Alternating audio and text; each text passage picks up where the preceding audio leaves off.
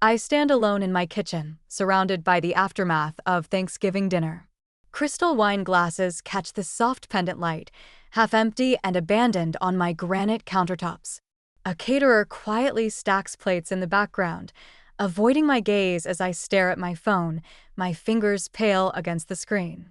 My father's voice plays through the speaker, each word a precise, calculated cut. All you do is take, Sloan. You've never given this family anything that matters. The message ends.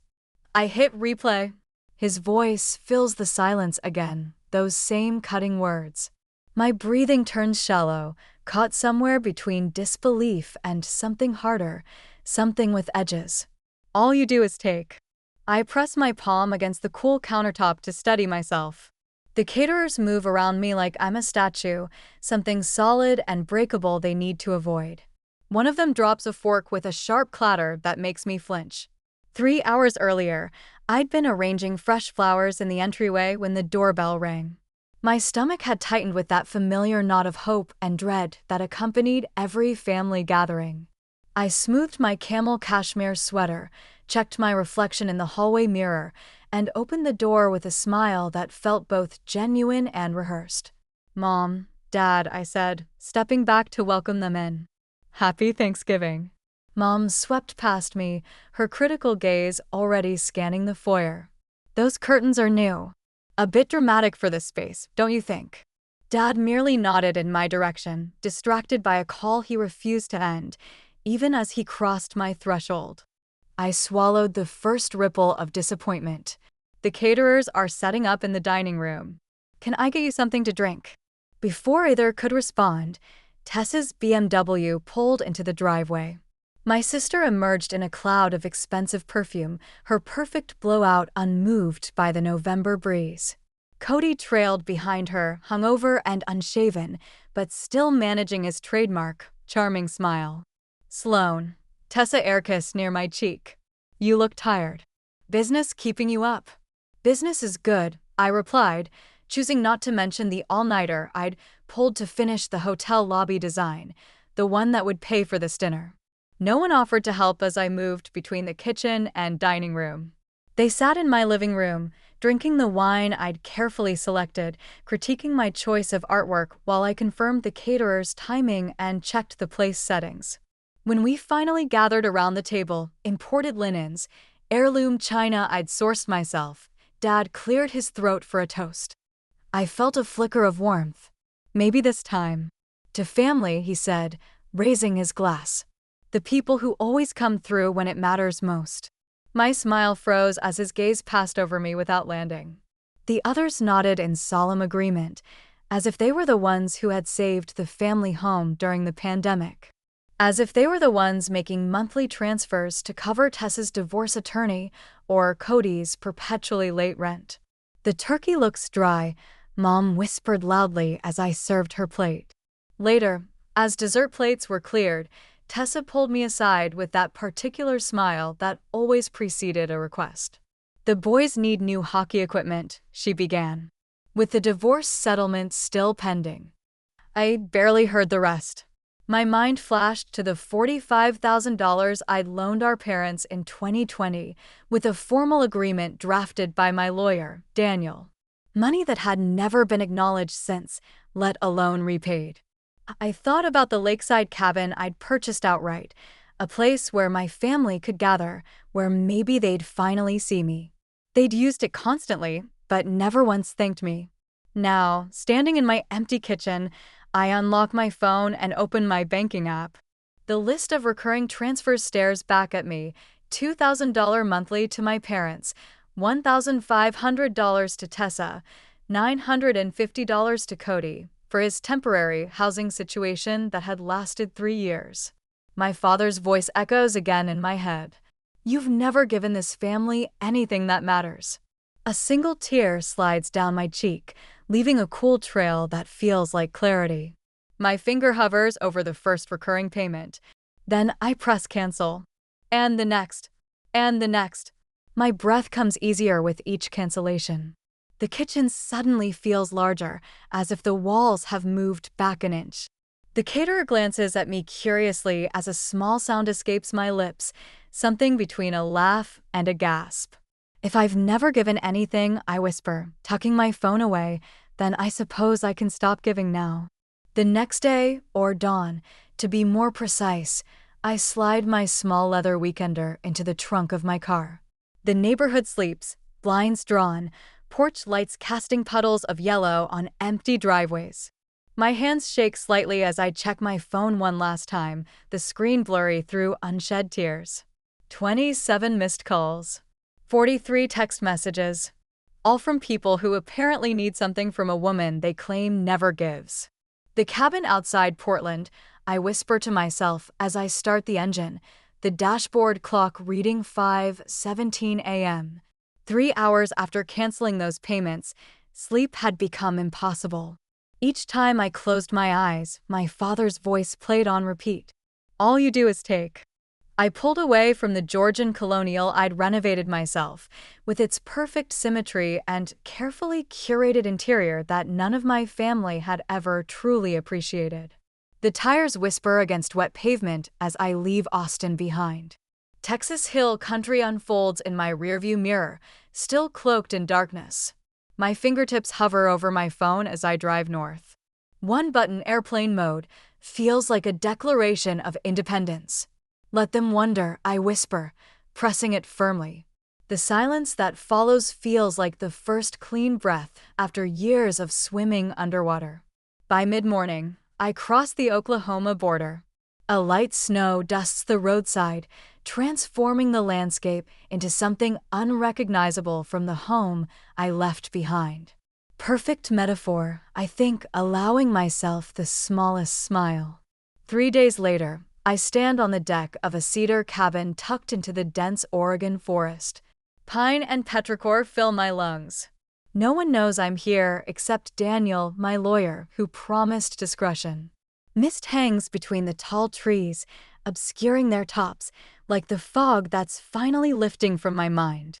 I spread my sketchbook on the rough-hewn table, pencil moving across the page without conscious thought. Designs flow freely, with no connection to client briefs or family expectations. Just pure creativity, unburdened. For the first time in years, I slept through the night. Meanwhile, in Austin, my phone, charging but silenced on the kitchen counter of my empty house, collects their panic like a digital confessional. Sloan, my car payment bounced. Call me immediately. Tessa's voice is shrill, indignant, as if my money has always been hers by right. Hey sis. Something weird happened with my rent. Landlord's threatening eviction. Need to talk ASAP. Cody's artificial casualness barely masks his alarm. Sloan Elizabeth, this isn't funny. The mortgage notifications. Call us back this instant. My mother's voice cracks on the last word. Their messages pile up as days turn into weeks, shifting from demand to confusion, to anger, to fear. The arc of entitlement facing its first real challenge. I lose track of time in my woodland sanctuary. I hike until my muscles burn. I sketch until my hand cramps. I sit by the fireplace and watch flames dance, mesmerized by their constant change, their hungry beauty. On my final morning, 3 weeks after my departure, I stand at the cabin's picture window watching an eagle circle above the pines. I've booked this place for several more weekends throughout the coming year. My escape hatch. My breathing room. I'm ready, I tell the eagle, though it can't hear me through the glass. The drive back to Texas feels different. The land no longer looks like something I'm leaving, but something I'm choosing. My hands rest easy on the steering wheel. My shoulders drop from my ears, where they've lived for years. I arrive home after midnight. My house welcomes me with familiar smells, plum, and furniture polish, the faint spice of the potpourri I mixed myself. I water my neglected plants. Run my fingers over the spines of books on my shelves, all mine, all chosen with care. Morning light streams through the east-facing windows, catching dust motes in golden beams. I stand in my kitchen, coffee warming my palms through ceramic, and turn off airplane mode. My phone convulses with notifications, hundreds of them. Texts, voicemails, emails, the digital equivalent of a tantrum. The final one from yesterday is a voicemail from Tessa. They repossessed my car today. Her voice breaks. In front of the boys. Do you have any idea how humiliating that was? What kind of sister are you? I set my coffee down and type a single message to the family group chat. Thought I never gave this family anything. The responses flood in instantly. Where have you been? How could you do this to us? We've been worried sick. Is this some kind of breakdown? Not one message contains the word sorry. I call Daniel's office and schedule a meeting for tomorrow. Then I silence my phone again and walk to my design table. Sunlight pours across the surface, illuminating the sketches I brought back from Oregon, designs untainted by obligation or expectation. I run my fingers over the paper, feeling the slight indentations where my pencil pressed hardest. These designs are mine alone, born from silence and space, and something that feels dangerously like freedom. My father's voice still echoes sometimes. All you do is take. But now I hear what was always hidden beneath those words, his fear that I might stop giving. I pick up my pencil and add a final line to my sketch, bold, unwavering, the foundation of everything to come. The next day, the landline in my office rings for the 7th time that morning. I watch the cord sway with each shrill burst, refusing to reach for it. My assistant, Margot, appears in the doorway, her silver-framed glasses catching the light. "Your mother again," she says, voice gentle but firm. "Want me to tell her you're in a client meeting?" I nod, turning my attention back to the hotel lobby sketches spread across my drafting table. The marquee project, the largest contract of my career. A complete redesign of their downtown Austin property. 60,000 square feet of possibility. And Sloane. Margot lingers. Cody's downstairs in the lobby. Again.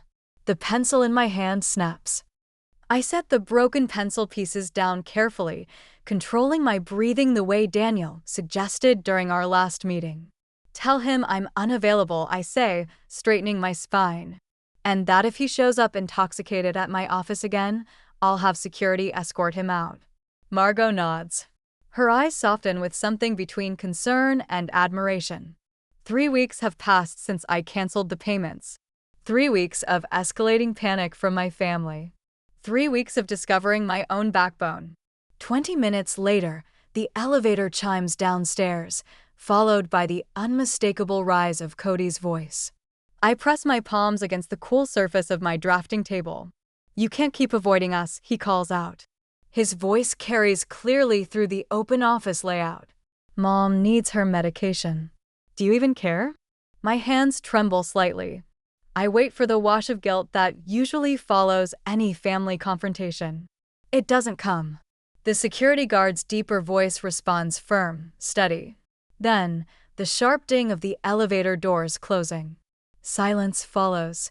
My phone vibrates against the table, Tessa's 3rd text of the morning. "Mom's blood pressure is through the roof because of you. Hope you're happy playing the victim while your family suffers." I place the phone face down and return to my sketches. The irony isn't lost on me. While my family life crumbles, my professional life blooms. Just yesterday, the marquee owners approved my preliminary designs without a single revision, a first in my career. The door opens without a knock. Daniel strides in, his leather briefcase swinging lightly against his leg. Without a word, he places a folder on my desk. "They're contesting the cabin deed," he says, loosening his tie. "Claiming you purchased it under false pretenses as a family property, not a personal one." I laugh, without humor. False pretenses? I have emails where they specifically asked for a lakeside property with at least 4 bedrooms. Daniel settles into the chair across from my drafting table. "They're also telling people you're having some sort of breakdown." Breakdown. I taste the word. "Because I stopped paying their bills?" "Your cousin Leah called my office this morning," Daniel adds, watching my reaction. "Wanted me to know your parents have been telling the extended family you're mentally unstable." My stomach tightens. Leah and I grew up close before time, distance, and adulthood pulled us apart. The thought of her hearing those lies makes something shift in my chest. What did she say? I ask, my voice smaller than I'd like. Daniel's face breaks into a rare smile. She said, and I quote, "Tell Sloan it's about damn time she stopped carrying them." Something uncoils inside me. Someone sees. Someone understands. My phone buzzes again, a family group text from my father. "Your behavior is destroying this family. We've always supported your little design business. This is how you repay us?" Little design business. The same business that paid their mortgage for 2 years. That funded Tessa's divorce attorney. That kept a roof over Cody's head. I slide the phone across the desk toward Daniel. "Add this to the evidence folder." He nods, slipping it into his briefcase. The 90-day notice was delivered yesterday. They have until March 15th to repay the loan. March 15th. 12 more weeks until the reckoning. I picture the calendar in my mind, marking off the days until I reclaim what's mine, not just the money, but my dignity. They'll escalate, I say, not a question, but a certainty. "Count on it," Daniel replies, standing and straightening his jacket. "Have you considered staying somewhere else until this blows over? Your address is public record." I nod. We make a plan. 2 hours later, Margot reappears. Her expression is tight. "Tessa's downstairs. With her kids," she says. The receptionist says the boys are running around the lobby, pulling fabric samples off the walls. My nieces. Emotional ammunition. I feel a stab of genuine pain, missing their sticky hands, their gap-toothed smiles, but using children as pawns crosses a line even I hadn't anticipated. "Have security ask them to leave," I say, my voice steady despite the churning in my stomach. "Tell Tessa she can schedule an appointment if she needs to speak with me professionally." Margot nods and retreats to make the call. Daniel gives me an appraising look. "You're stronger than they expected." The compliment sits uncomfortably. Strength wasn't what I wanted from this family. Just reciprocity. Just acknowledgement. My computer pings with a new email. The subject line makes my breath catch. "Urgent. Mom in hospital. Your fault." I closed the laptop without opening it. Another manipulation tactic. Last week, it was Dad's heart palpitations. The week before, Cody's threatened eviction. If they actually needed money for a medical emergency, I say, more to myself than to Daniel, they could sell the boat. The boat they bought after I paid for their new roof. Daniel's phone rings. He checks the screen and grimaces. "It's your father." 4th time today. "Block the number," I say, turning back to my designs. All of them. After Daniel leaves, I stand at my office window overlooking downtown Austin. The winter sunlight catches on the glass buildings, casting patterns of light and shadow across the cityscape. For a moment, I see the world as a series of designs, clean lines, intentional spaces, purpose in every element. My family has none of that. No clean lines. No intentional spaces. Just demands that expand to fill whatever I provide. My phone vibrates, a text from an unknown number. My mother, using someone else's phone. "Your father and I gave you everything. We sacrificed for your education. This selfish behavior is how you repay us." I place the phone in my desk drawer and close it firmly. The calendar on my wall shows today's date circled in red, March 15th. The foreclosure deadline if they don't repay what they owe.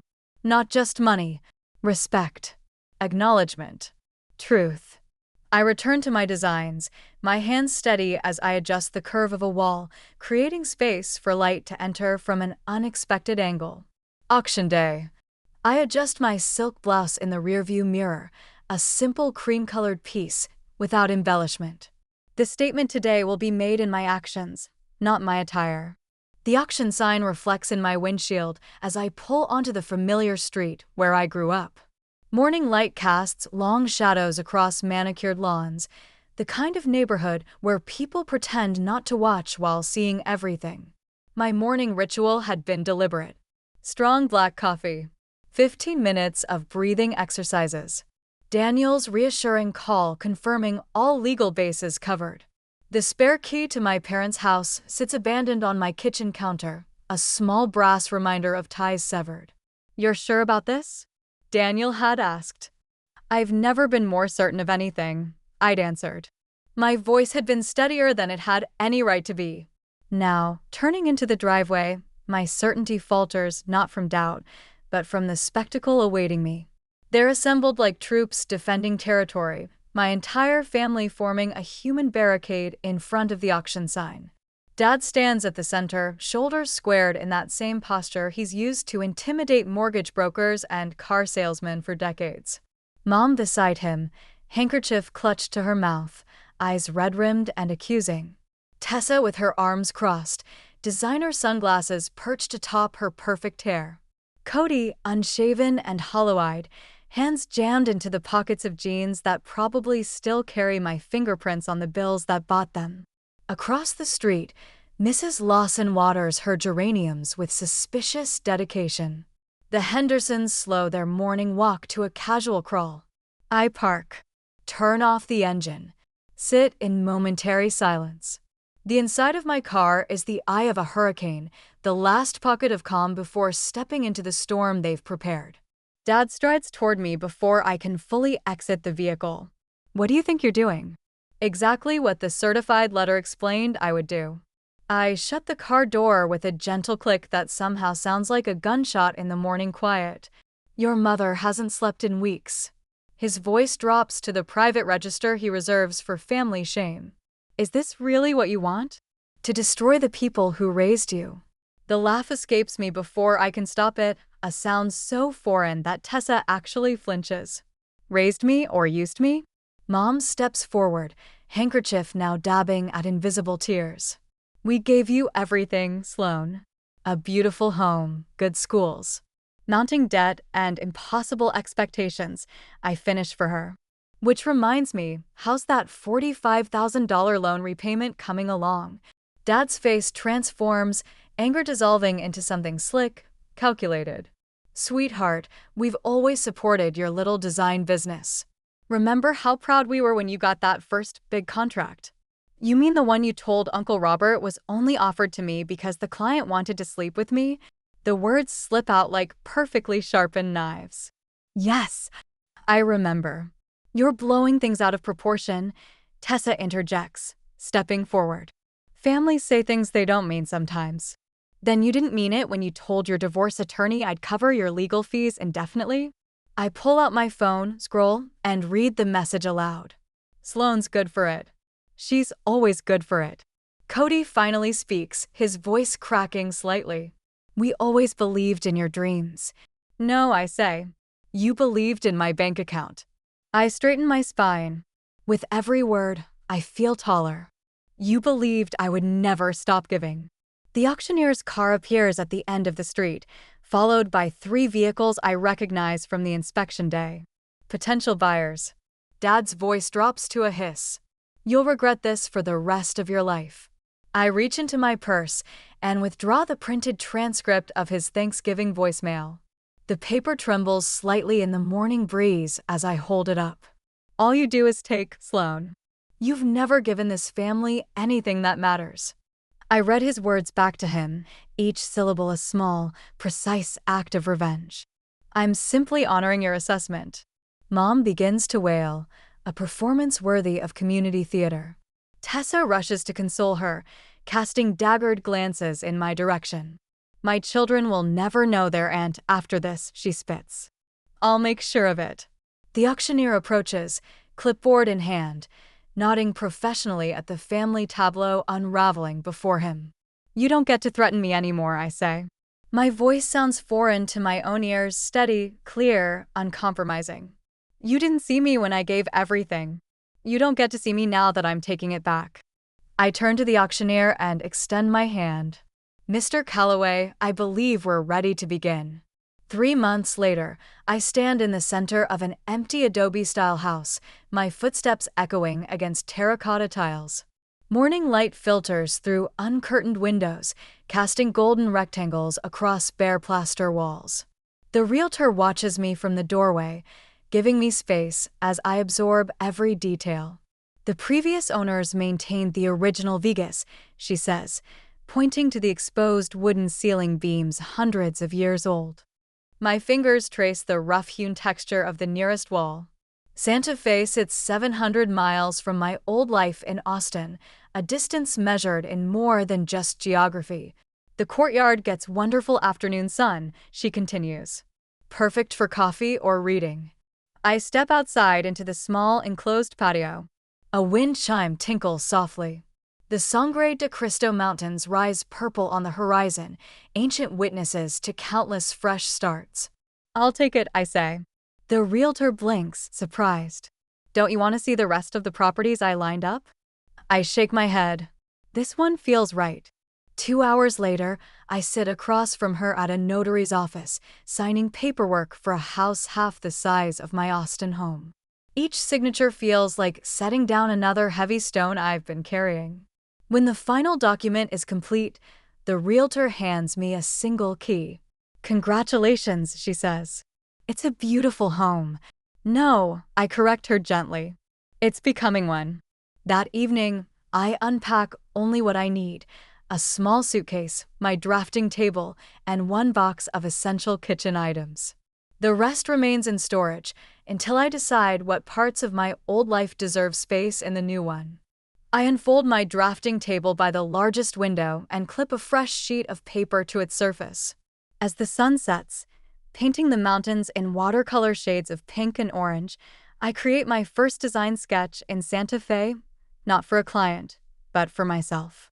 The simple act of putting pencil to paper washes calm through me, calm I haven't felt in years. My phone buzzes. A text from Daniel. Your parents moved into the West Side apartments yesterday. 2-bedroom. Tessa helped them. I set the phone down without responding.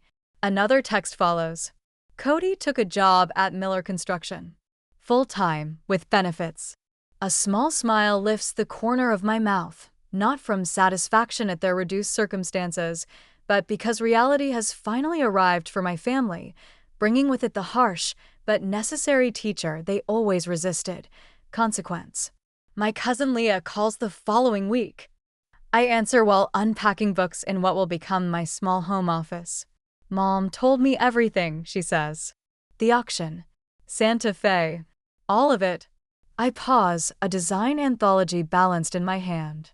And I'm bringing homemade bread when I visit next month. Her voice warms the line. Unless you'd prefer wine? Both, I answer, surprised by the laugh that bubbles up from somewhere deep. Both it is. Clients find me even before my website lists the new address. Word travels in design circles, and within weeks, my calendar fills with consultations. These projects carry a different energy, chosen for their creative potential, not their ability to fund family emergencies. One evening, while hanging a series of architectural prints in my bedroom, my phone chimes with a new email notification.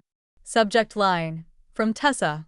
I sit on the edge of my bed, phone in hand, thumb hovering over the screen. For several minutes, I breathe through the complex storm of emotions her name still triggers. Then I open it. I get it now. I'm sorry. 6 words. No explanations. No excuses. No requests. Just 6 words arriving months late. I read them again, then again. Tears blur my vision as I set the phone on my nightstand, not because her apology heals anything, but because it confirms what I already knew. I made the right choice by leaving. I don't respond. Instead, I archive the email, not from anger, but because those 6 words belong to her journey, not mine. My healing doesn't require her understanding, though part of me hopes she finds her own. The cabin decision comes in weeks later. I drive up for the weekend, unlocking the door to memories both beautiful and painful. Family photos still hang on the pine-paneled walls, forced smiles, careful poses, capturing the illusion we maintained for years. I take each one down, stacking them in a cardboard box. In their place, I hang framed quotes about courage and transformation. By Sunday afternoon, the cabin breathes differently, its purpose clarified. On the drive back to Santa Fe, I make calls to women's business networks about hosting retreats for entrepreneurs rebuilding their lives. From family hideaway to Phoenix workshop, my first client says when she sees the space. Perfect symmetry. The cabin that once housed my family's entitlement now shelters women learning to rise. Sometimes, healing arrives not in what we keep, but in how we transform what broke us. 1 year later, Sloane stood barefoot on her Santa Fe patio, watching the sunrise paint the Sangre de Cristo Mountains in amber and rose. She wrapped her hands around a ceramic mug, warmth seeping into her palms. No phone buzzed in her pocket. No anxious knot twisted in her stomach. "You look peaceful," said Daniel, leaning against the adobe doorframe. Their relationship had evolved from lawyer to friend to something neither rushed to define. He wore faded jeans and held his own coffee, his presence comfortable in her space. "I am," Sloane answered simply. Inside, her home reflected her transformed life. Smaller than her Austin house, but filled with intention. A hand-woven rug from a local artisan anchored the living room. Copper pendant lights cast warm pools over her drafting table, where blueprints for the Women's Business Retreat Center waited for final approval. The doorbell chimed. "That'll be Margot," Sloane said, patting across the cool tile floor. "She's bringing the birthday cake."